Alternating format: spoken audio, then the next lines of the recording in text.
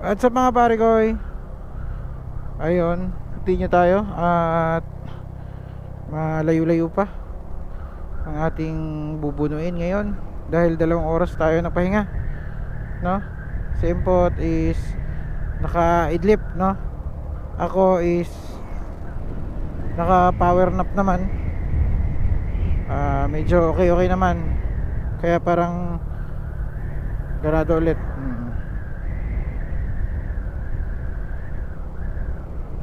Ayan. Tandaan lang tayo. Hindi na ganun kainit tulad kanina ng alas 12. Grabing trek yung araw. Nakapagpahinga kami dun sa may waiting shed, no, na sakayan ng bus papuntang Manila. Goods din naman kasi wala naman masyadong, ang bus pala is bihira lang din pala talaga yung bus dito, no. May mga dispatcher pala talaga para pasakayin dun sa ano, kukontak nila yung bus. Oops. Ito na nga yung sinasabi, no. Oo. Butas. Ops. Butas. Grabe ka. Puro butas po. Aray ko. Ayan. Puro butas dito mga pare ko.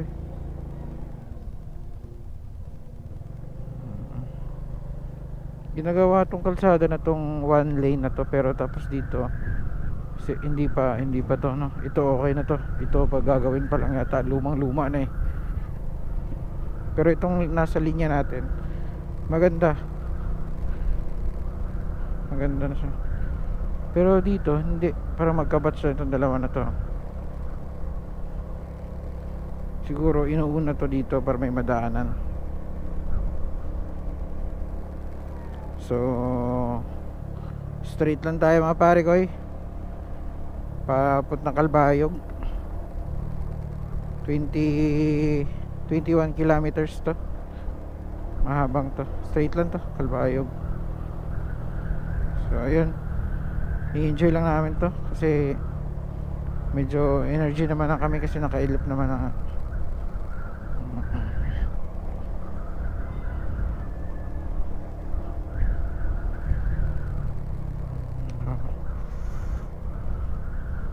Ang pinaghahandaan namin dito, wow, is yung sinasabi ni pare ko. Ayun, may kasama na kami. Yung naka Honda Click sa likod. Yan, si pare ko Ryan. Pinaghandaan namin dito is yung ano, yung sinasabi niya na ano, Lubak, na halos 1 oras daw na biyahe tapos Lubak. Grabe yun. Ayan, si pare ko Ryan naman mga pare ko is makakasama lang natin siya dun sa tulad ng Tacloban, Agasagas Bridge, kasi ang ruta niyan is Bohol talaga ruta niyan. Kaya hindi talaga natin siya makakasama dito sa papuntang San Ricardo. Maghihiwalay tayo dun sa may tinatawag na anong lugar yun, basta may ano na tayo na lang kasi liliko na siya. Punta siyang ano, Bohol papunta siyang Hilongos. Tayo naman is didiretso sa San Ricardo.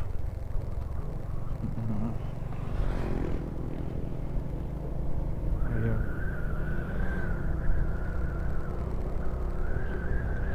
Yan, pwede natin itong bakbakin, makinis naman.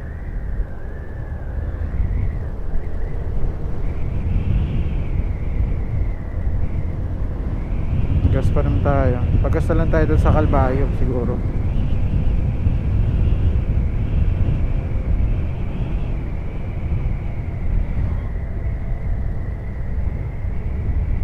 Oh.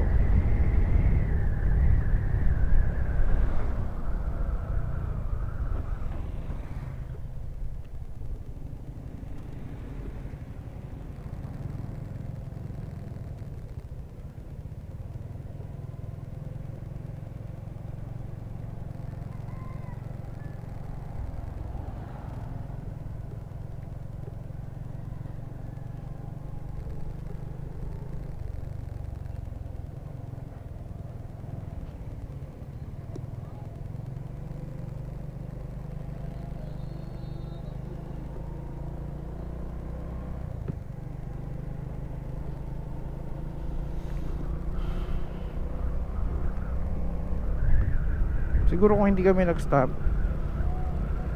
is malayo-layo na din, kaso hindi kailangan eh.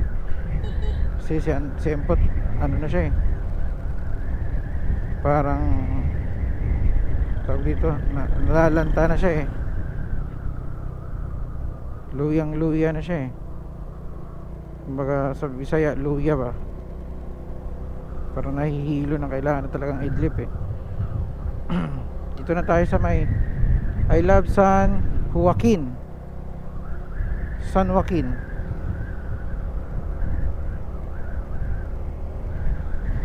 Babakbak tayo pag safe. Kung safe naman okay lang.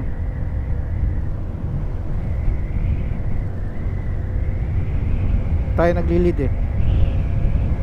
Mamaya mamili tayo ng mga tubig, kape, Hmm. para pag sa gabi, Oo, sige. itlog, no? Mm. Magtutulog tayo. Oo.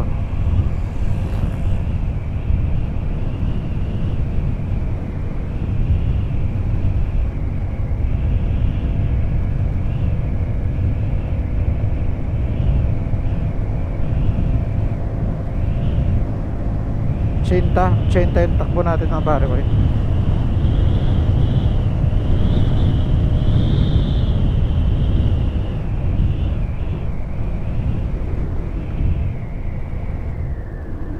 Iwan yata natin si pare ko yan. Pero hindi, click yan, makakahabol yan. At saka loaded tayo.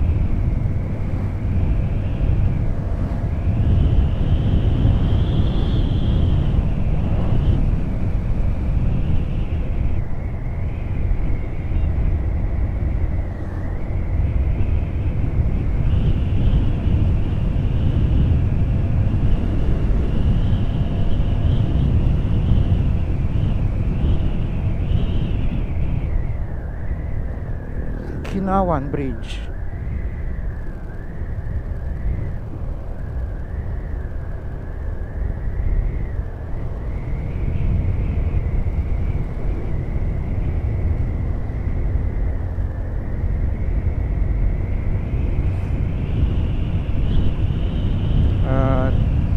Thank you Lord, kasi kahit pa paano may nakasama tayo, di ba? Mas maganda kasi may kasama talaga eh. Iba pa rin yung solo. May kasama akong angkas, pero yung may kasama kang motor, yung ganun, iba pa rin.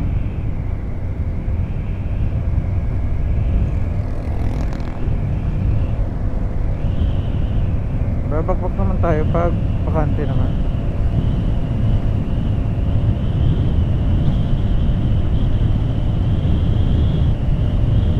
Pero pag alam natin hindi safe, wag. Tsaka highway naman to, 80 tayo.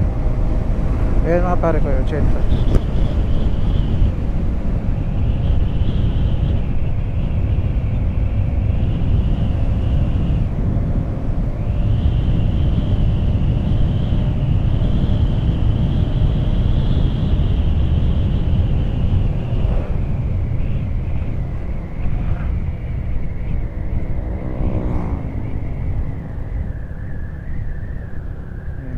Ganyan oh, mga waiting shed. Kaya may waiting shed. May mga buti naman at may mga waiting shed dito na pwedeng pagpahingaan ng mga riders na napapagod.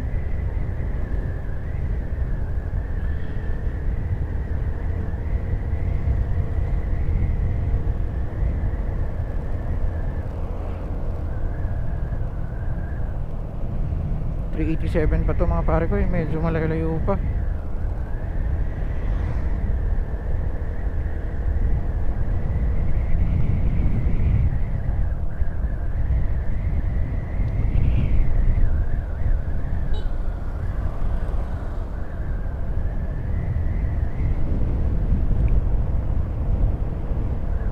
Yun.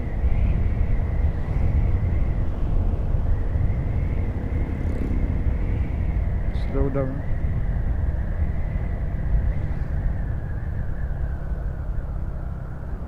Binaliw School. Buti na lang mga pare ko, nakaidlip ako. Feeling ko parang kakagising ko lang sa tulog, ganun. Kaya parang mabalik yung energy ko. Kailangan talaga natin ng ano. Pero iba pa rin yung tulog talaga mga pare ko na 8 hours, no? Iba pa rin. Ito yung tinatawag na power nap. At tay ka dyan.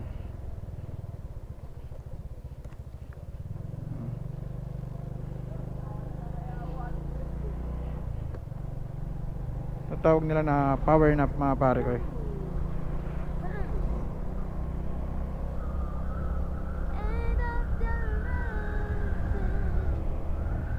Yung power nap na makaidlip ka ng 15 minutes na tuloy-tuloy. Yun, yung power nap. Ang ganda ng ano man yan eh. Na gising mo. Parang idlip lang naman siya.